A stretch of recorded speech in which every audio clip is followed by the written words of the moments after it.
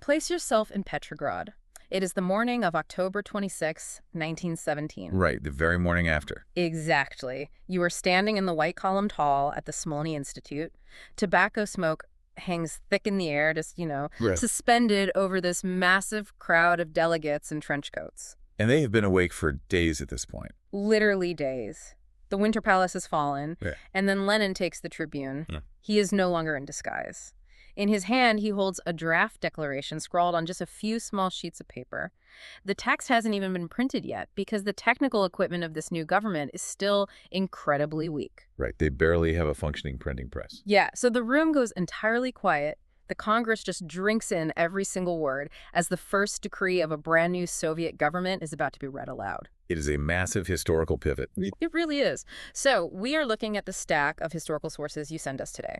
Our mission is to extract the concrete reality of day one. Like, what do you actually do the day after you overthrow a government? This is In Defense of October, Episode 1, The Morning After, Part 2, The Decrees of October. The question this part takes up is, what did the Bolsheviks actually do in their first days in power? What were the decrees of October, and what did they reveal about the nature of the new state? We are not taking sides here. We are not endorsing the viewpoints of any political faction. We are examining the historical events and ideas as they are presented in the source material. To give you a brisk recap of where we left off in Part 1, the Second All-Russian Congress of Soviets convened at Smolny on the night of October 25. Right. The Mensheviks and the right SRs fiercely denounced the insurrection and walked out of the hall. That is when Trotsky famously consigned them to the dustbin of history. Yeah, a very dramatic exit. For sure. The Winter Palace fell shortly after. But the old state machinery immediately went on strike. I mean, the parliamentary stenographers walked out, the bank vaults were locked, and the ministries just refused to function. They completely shut down. Yeah, so the Bolsheviks held the Congress, but now they actually had to govern a collapsing empire. That administrative strike is the crucial context for everything we're going to discuss today. I mean, you have a new government, but the administrative apparatus absolutely refuses to execute your orders. Right. You cannot simply appoint cabinets or draw up bureaucratic flowcharts. You can't just send memos down the chain of command because the chain of command has vanished. I am really trying to visualize this. They have no money because the banks are locked. Mm-hmm. They have no civil servants because all the clerks just walked out. How is this not just a group of guys writing political fan fiction in a hallway? Like, if they don't have a state machinery, how do they actually exert power? Well, they began with decrees. But we have to fundamentally rethink what a decree meant in this specific context. Mm-hmm. These were not, typical legislative acts passed in some quiet parliament waiting for a civil service to enact them. Right, because there is no civil service. Exactly. These decrees were designed as instruments of direct action. They were tools meant to tear down the old order entirely. And they were meant to directly mobilize the international working class to enforce the new laws themselves. Okay, let's unpack this mechanism, starting with the very first one, the Decree on Peace. We really need to remember the sheer scale of the horror happening outside the walls of that institute. The World War. Yeah, the imperialist World War had been raging for 3 bloody years. Millions of lives had been consumed in the trenches of Europe, and the bourgeois provisional government in Russia had stubbornly insisted on continuing the slaughter. Right, under the banner of defending the nation. Exactly, even though they were really just serving the financial interests of Russian capitalists and their Anglo-French imperialist backers. And we should clarify who was providing the political cover for that continuation. It was the Mensheviks, the moderate socialists, and the right SRs, or social revolutionaries. Mm-hmm. The right SRs primarily represented the more prosperous peasants. Both of those groups argued that Russia had to honor its military alliances. Then Lenin takes the tribune with those few handwritten sheets of paper. The decree proposed to all belligerent peoples and their governments the immediate opening of negotiations for a just, democratic peace. A peace without annexations and without indemnities. Right, and they were very specific about what that meant. The decree defined annexations precisely. Every incorporation of a small or weak nation into a large or powerful state without the precisely, clearly, and voluntarily expressed consent and wish of that nationality, irrespective of the time when this forcible incorporation took place, irrespective also of the degree of development or backwardness of the nation forcibly annexed. This was a direct assault on the secret diplomacy of the great powers. Yeah, the decree abolished secret diplomacy outright. The Bolsheviks announced the immediate publication of all the secret treaties that had been concluded by the Tsarist and provisional governments. Which is huge. It is massive. We are talking about treaties that had literally carved up the globe among the great powers behind the backs of the public. Treaties dividing up the Middle East, promising chunks of Eastern Europe to various empires. Right. The new government declared these treaties unconditionally annulled. And here's where it gets really compelling. To understand how they bypassed the traditional system, think of it like this. Okay. The Bolsheviks were not acting like traditional diplomats sitting across a mahogany table negotiating with enemy heads of state. They were acting like hostage negotiators with a megaphone broadcasting directly to the hostages. That is exactly the dynamic. It reminds me of, modern open source warfare or populist social media campaigns. They entirely bypassed the established press or diplomatic channels to speak directly to the base. Yeah, they went straight to the people. They bypassed the sovereign governments and appealed directly to the class-conscious workers of Great Britain, France, and Germany. They were urging them to intervene, stop the war, and help the Russian proletariat achieve emancipation. Lenin was very explicit about this dual approach. He stated that they could not ignore the governments entirely, because that would delay the peace process, but they had absolutely no right to ignore the peoples. Right. The Marxist understanding driving this strategy was that the war was a product of imperialism. It was the inevitable result of a world economic system dividing up global markets. Yeah. Therefore, you could not achieve peace by appealing to the moral conscience of imperialist rulers. The decree on peace was fundamentally a summons to world revolution. When the vote on this decree was taken, it was unanimous. And the reaction in the hall was something nobody present ever forgot. John Reed, the American journalist who documented the revolution, was standing right there in the room when it happened. Suddenly, by common impulse, we found ourselves on our feet, mumbling together into the smooth lifting unison of the Internationale. A grizzled old soldier was sobbing like a child. Alexander Kollontai rapidly winked the tears back. The immense sound rolled through the hall, burst windows and doors, and soared into the quiet sky. The decree fused seamlessly with the emotional tide of the room. Let's translate what that means for the people on the ground. Trotsky, reflecting on that exact moment and that immense sound, added his own perspective on where that song traveled. And what it physically represented. Exactly. He wrote, "Did it go all together into the sky? Did it not go also to the autumn trenches that hatchwork upon unhappy crucified Europe, to her devastated cities and villages, to her mothers and wives in mourning? Arise, ye prisoners of starvation, arise, ye wretched of the earth." The words of the song were freed of all qualifications. They fused with the decree of the government, and hence resounded with the force of a direct act. The message carried directly to the trenches. And it had a measurable, undeniable political effect. Tsarist generals like Baron Budberg noted bitterly in their diaries that Lenin's decree created a colossal impression among the soldiers, evoking stormy joy. Right. Budberg admitted that they had lost the last chance of saving the front. And by saving the front, he meant saving the social order itself. But the success of this peace decree with the army creates a logical bridge to their very next action. Because you have to feed that army. Well, if you want the soldiers to stop fighting, you have to remember who those soldiers actually were. The Russian army was overwhelmingly made up of peasants. So to secure the loyalty of the army, the Bolsheviks immediately needed to secure the domestic countryside for the families of those soldiers. Which leads directly to Lenin returning to the Tribune that very same night. Yeah, he comes back to the Tribune, this time holding a hastily written decree on land. It was written in such a rush that Lenin actually stumbles while reading it aloud. Really? Yeah, he gets mixed up, stops entirely, and someone from the crowd has to come up and help him decipher his own handwriting. But the roughness of the delivery didn't blunt the impact. Not at all. In just 30 lines, the decree abolished landlord property entirely, without any indemnity. All crown, monastic, church, and private land was placed at the disposal of local land committees and soviets of peasant deputies. Attached to this 30-line decree was a document for guidance in carrying out the transformation. But Lenin did not write this document. Wait, he didn't? No, it was a summary of instructions given by peasants to their representatives, originally published months earlier in the newspaper of the Social Revolutionary Party, the SRs. The instructions were uncompromising. Okay, what did they say? The right to private property in the land is annulled forever. The right to use the land is accorded to all citizens desiring to cultivate it with their own labor. Hired labor is not permitted. The use of the land must be equalized. The Gordian knot of feudal property was smashed. Wait, I need to pause you here because this seems like a massive political contradiction. You are saying that these instructions were taken word for word from the program of the Social Revolutionary Party. Yes, exactly. But earlier, we established that the SRs were the Bolsheviks' direct political opponents. They were the peasant party that had just walked out of the Congress. How does Lenin justify standing in front of the Congress and adopting a rival's platform wholesale? It is a vital question. And delegates in the hall actually confronted Lenin with that exact accusation.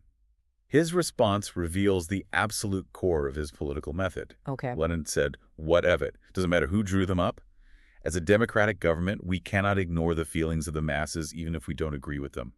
The peasants have learned something during the 8 months of our revolution. Right. They want to settle all land problems themselves. We are therefore opposed to all amendments to this draft law. We want no details in it, for we are writing a decree, not a program of action. Russia is vast, and local conditions vary. We trust that the peasants themselves will be able to solve the problem correctly, properly, better than we could do it.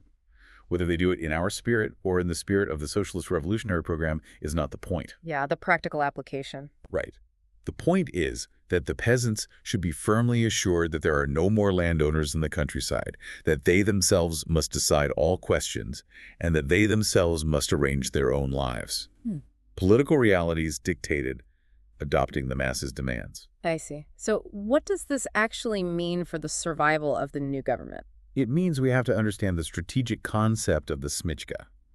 The smychka is the Russian term for the political and economic alliance between the industrial working class in the cities and the poor peasantry in the countryside. Okay. The Bolsheviks were under no illusions here. They knew that equal land distribution, breaking up large estates into millions of small, privately worked plots, was a petty bourgeois program. Right, because it creates a massive class of small property owners. Exactly. It was not the socialist goal of large-scale, collectively farmed land. If I can connect this to a modern analogy, it sounds almost like a hostile corporate merger between two completely different company cultures. That's a good way to look at it. You have the urban Marxist factory workers who want collective ownership, and the rural traditionalist peasants who just want their own piece of private property. They are forced to merge to avoid bankruptcy, which in this case means being completely crushed by a return of the Tsarist generals. That captures the dynamic perfectly. A worker state in an overwhelmingly agrarian country could only survive if it had the active support of the peasantry. Yeah. The SR Party had actually controlled the Ministry of Agriculture in the provisional government for months prior to October, and they had done absolutely nothing to realize their own land program. They just kept telling the peasants to wait for a constituent assembly. Wow. By actually executing the agrarian revolution that the SRs had only talked about, the Bolsheviks broke the social base of the counter-revolution. They welded the peasant masses to the Soviet state by giving them exactly what they demanded. The Congress understood the weight of this maneuver immediately. The decree was adopted with only 1 vote opposed and 8 abstaining. Almost unanimous. Yeah. There is this incredible detail from the sources where a peasant from Tver, wearing a massive sheepskin coat, stands up, bows to all 4 corners of the hall, and demands that the old executive committee of the Peasant Soviet be arrested, saying their place is in prison for betraying the peasants. Incredible. The hall gives him a standing ovation.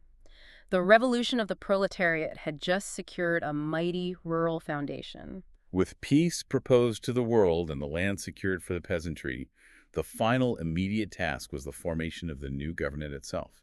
And even the naming of this government was a deliberate, calculated break from the past. The word ministers was completely discarded. Because it carried the stench of bourgeois careerism. Right, and parliamentary ambition and just the old bureaucratic order.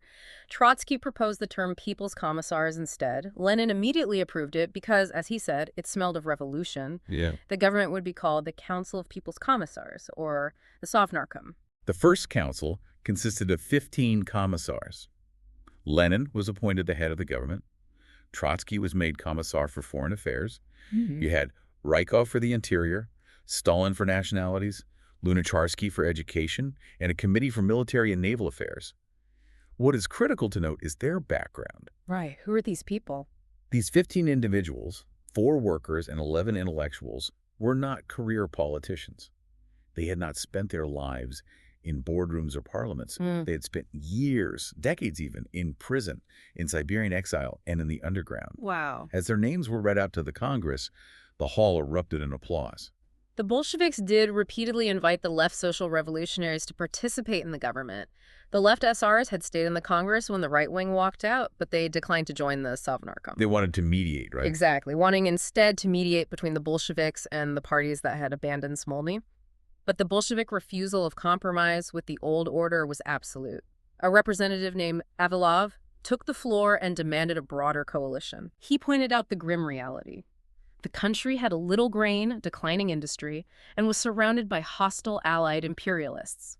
He argued that survival required a coalition of all socialist parties, and Trotsky answered him directly. If the real forces were actually against us, how could it happen that we won the victory almost without bloodshed? No, it is not we who are isolated, but the government and the so-called Democrats. Right. With their wavering, their compromising, they have erased themselves from the ranks of the authentic democracy. Our great superiority as a party lies in the fact that we have formed a coalition with the class forces, creating a union of the workers and poorest peasants. Political groupings disappear, but the fundamental interests of the classes remain. That party conquers, which is able to feel out and satisfy the fundamental demands of a class. They rejected parliamentary arithmetic in favor of class forces. Let's make sure we grasp the magnitude of that shift. They were completely discarding the old ways of counting power. They were not counting seats in a parliament or worrying about which political factions were represented in a cabinet. No, not at all. They were counting physical class forces on the ground.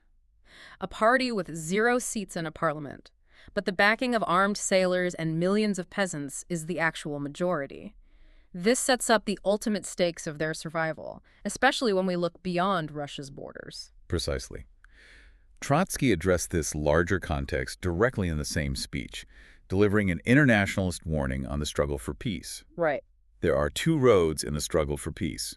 One road is to oppose to the allied and enemy governments the moral and material force of revolution. The other is a bloc with Skobelev, which means a bloc with Tereshchenko and complete subjection to allied imperialism. In our proclamation on peace, we address ourselves simultaneously to the governments and the peoples. That is purely formal symmetry. Of course, we do not think to influence the imperialist governments with our proclamations, although as long as they exist, we cannot ignore them. Yeah. We rest all our hope on the possibility that our revolution will unleash the European Revolution.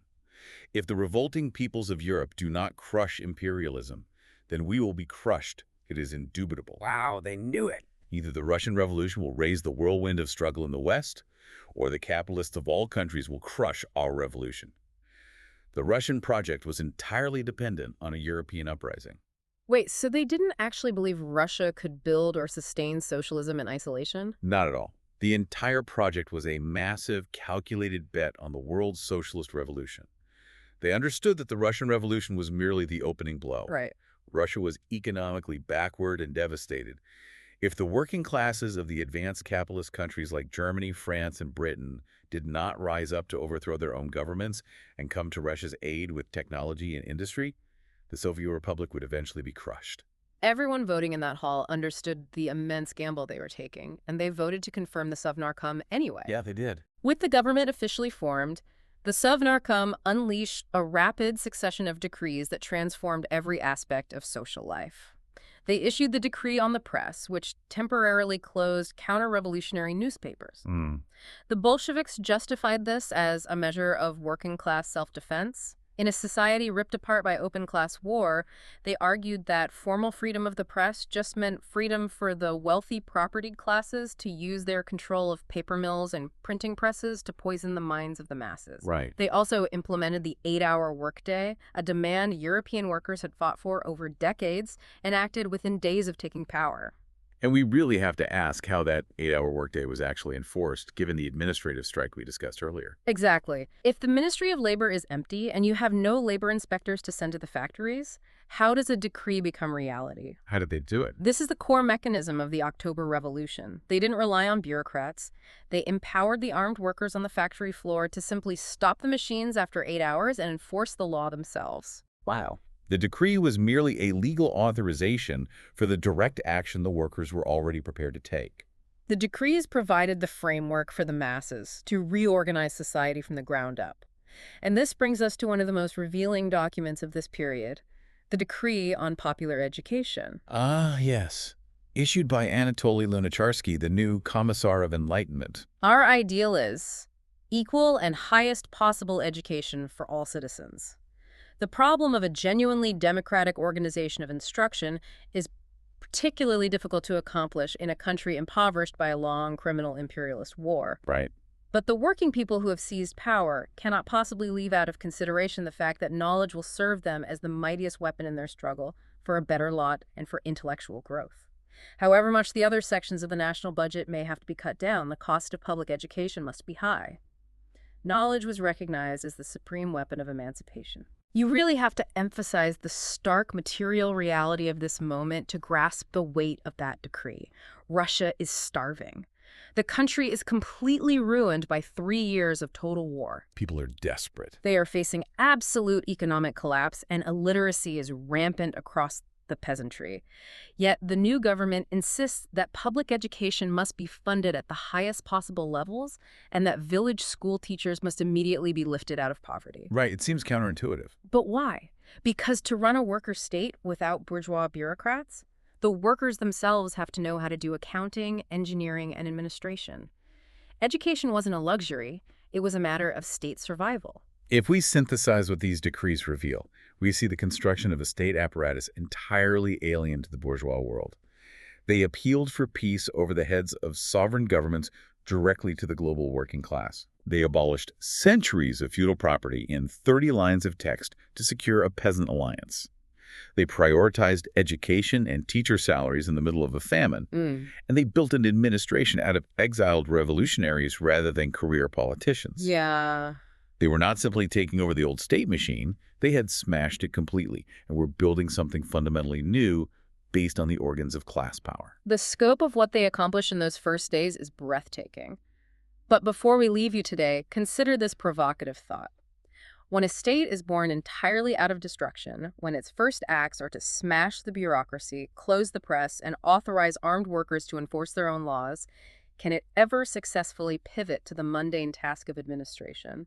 It is a profound question. Or is a state built on permanent revolution destined to eventually recreate the very bureaucracy it just destroyed? It is the central, unresolved problem of October. The old state machinery has been smashed. Yes. The decrees have been issued on those few small sheets of paper. But how does a state based entirely on armed workers and peasants actually function in practice? Next time, Episode 1, Part 3. What is a workers' state?